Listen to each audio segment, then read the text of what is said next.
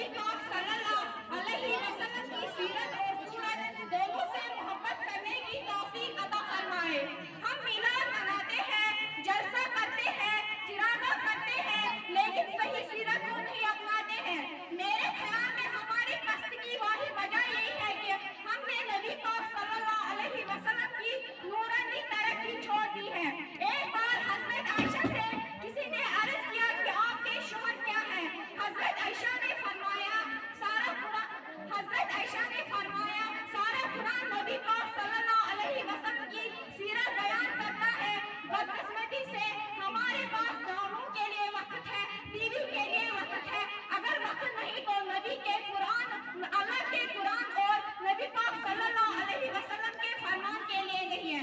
काबे की रब की कसम, जब मैंने कुरान की 30 पारों को देखा, 6666 आयतों को देखा, 68 हुरूफ को देखा, 114 सूरों को देखा, वो कोई आयत नहीं, वो कोई रुकवा नहीं, वो कोई हुरूफ नहीं जिसमें नबी पाक सल्लल्लाहु अलैहि वसल्लम की झलक नजर न आए।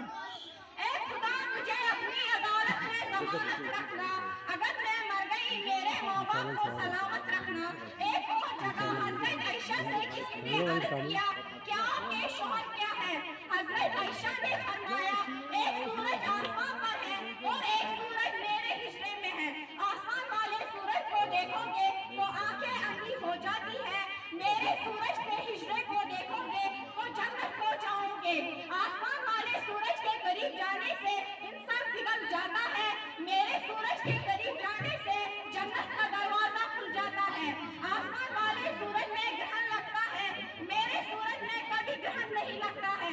आसमान वाला सूरज कयामत के दिन बेनूर होगा, मेरा सूरज कयामत के दिन चमकदार रहेगा।